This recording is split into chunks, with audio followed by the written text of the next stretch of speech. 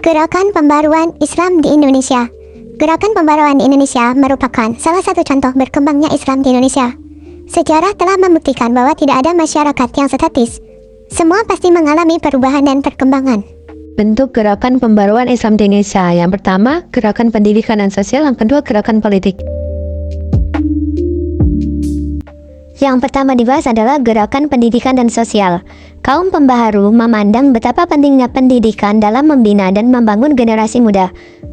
Melalui pendidikan, pola pikir masyarakat dapat diubah secara bertahap. Oleh sebab itu, mereka mendirikan lembaga pendidikan dan mengembangkan organisasi sosial kemasyarakatan, diantaranya sebagai berikut. Ada sekolah tawalib. Sekolah ini berasal dari surau jembatan besi. Surau berarti langgar atau masjid. Lembaga pendidikan surau berarti pengajian di masjid. Mirip dengan pesantren di Jawa. Haji Abdullah, Ahmad dan Haji Rasul pada tahun 1906 telah merintis perubahan sistem surau menjadi sistem sekolah. Pada tahun 1919, Haji Jalaluddin Hayyib menerapkan sistem kelas dengan lebih sempurna. Ia mengharuskan pemakaian bangku dan meja, kurikulum yang lebih baik, dan kewajiban pelajar untuk membayar uang sekolah. Selain itu, kepada para pelajar pun diperkenalkan koperasi pelajar guna memenuhi kebutuhan sehari-hari mereka. Pada tahun 1929, organisasi tawalib memperluas keanggotaannya. Tidak hanya guru dan murid di sekolah itu, melainkan juga para alumni. Selain itu, keanggotaan pun terbuka bagi mereka. Yang B, ada Jamiat Khair. Organisasi ini didirikan di Jakarta oleh masyarakat Arab Indonesia pada tanggal 17 Juli 1905. Di antaranya pendiriannya adalah Sayyid Muhammad Al-Fajhir bin Syihab, Syed Idrus bin Ahmad bin Syihab, dan Syed Syedjahan bin Syihab. Semuanya termasuk golongan Syed, yaitu kaum ningrat atau bangsawan Arab. Yang C, Al-Irsyad. Organisasi sosial ini didirikan oleh kaum pedagang Arab di Jakarta. Al-Irsyad memusatkan perhatiannya pada bidang pendidikan dengan mendirikan sekolah dan perpustakaan. Sekolah Al-Irsyad banyak jenisnya, ada sekolah tingkat dasar, sekolah guru, dan program terkhusus memperdalam agama dan bahasa asing. Cabang-cabang Al-Irsyad segera dibuka di Cirebon, Pekalongan, Bumiayu, Tegal, Surabaya, dan Lawang.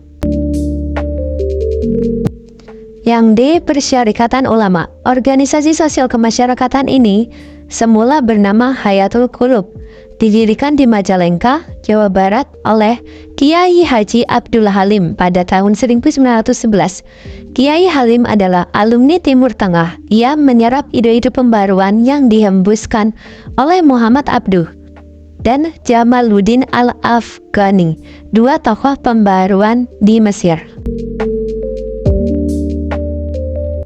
Perkembangan selanjutnya untuk membentuk organisasi yang lebih besar dan lebih sistematis, serta mengantisipasi perkembangan zaman.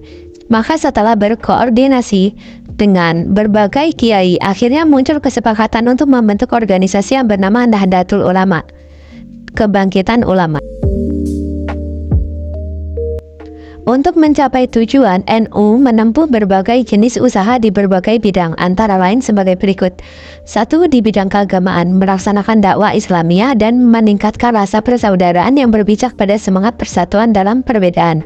2. Di bidang pendidikan, menyelenggarakan pendidikan yang sesuai dengan nilai-nilai Islam. Untuk membentuk muslim yang bertakwa, berbudi luhur, berpengetahuan luas. Hal ini terbukti dengan lahirnya lembaga-lembaga pendidikan yang bernuansa NU dan sudah tersebar di berbagai daerah khusus di Pulau Jawa, bahkan sudah memiliki cabang di luar negeri. Yang ketiga, di bidang sosial budaya, mengusahakan kesejahteraan rakyat serta kebudayaan yang sesuai dengan nilai keislaman dan kemanusiaan. Yang keempat, di bidang ekonomi, mengusahakan pemerhatan kesempatan untuk menikmati hasil pembangunan dengan mengutamakan berkembangnya ekonomi rakyat. Hal ini ditandai dengan lahirnya BMT dan badan keuangan lain yang telah terbukti membantu masyarakat.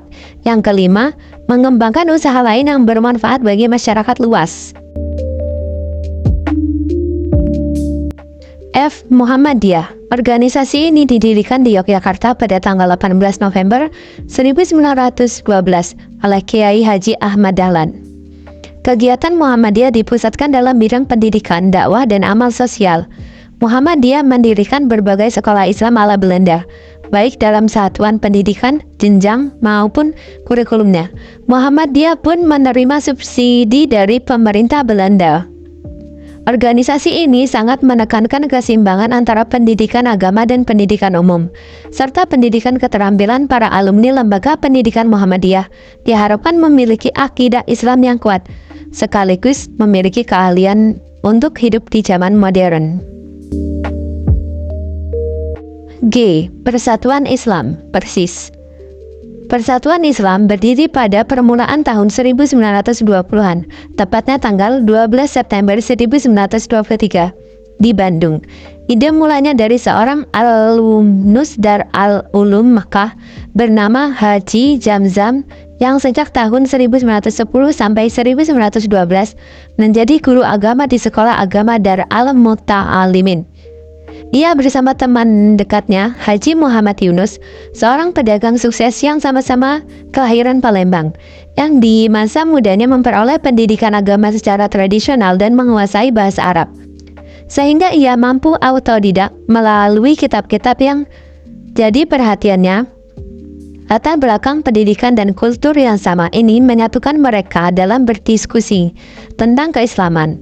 Tema diskusi biasanya mengenai beberapa masalah di sekitar gerakan keagamaan yang tengah berkembang saat itu, atau masalah agama yang dimuat dalam majalah Al-Munir terbitan Padang dan majalah Al-Manar terbitan Mesir yang telah lama menjadi bacaan dan perhatian mereka. Lahirnya Jamiat Khair Al-Irsyad, Persyarikatan Ulama, NU, Muhammadiyah, dan Persis yang bergerak di bidang pembaharuan, pendidikan dan dakwah tersebut dipicu oleh perkembangan baru di bidang keagamaan. Agama harus fungsional dalam kehidupan, bukan hanya sekedar tuntunan untuk kebahagiaan akhirat saja, karena itu agama harus didukung oleh ilmu pengetahuan modern. 2. Gerakan politik. Islam tidak dapat menerima penjajahan dalam segala bentuk. Perjuangan umat Islam dalam mengusir penjajah sebelum abad 20 dilakukan dengan kekuatan senjata dan bersifat kedaerahan.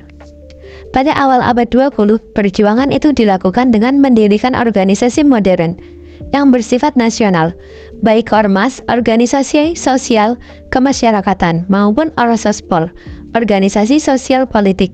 Melalui pendidikan, ormas memperjuangkan kecerdasan bangsa agar sadar tentang hak dan kewajiban dalam memperjuangkan kemerdekaan. Dengan orsospol, kaum muslimin memperjuangkan kepentingan golongan Islam melalui saluran politik yang diakui pemerintah penjajah. Mereka misalnya berjuang melalui parlemen Belanda yang disebut Volksraad.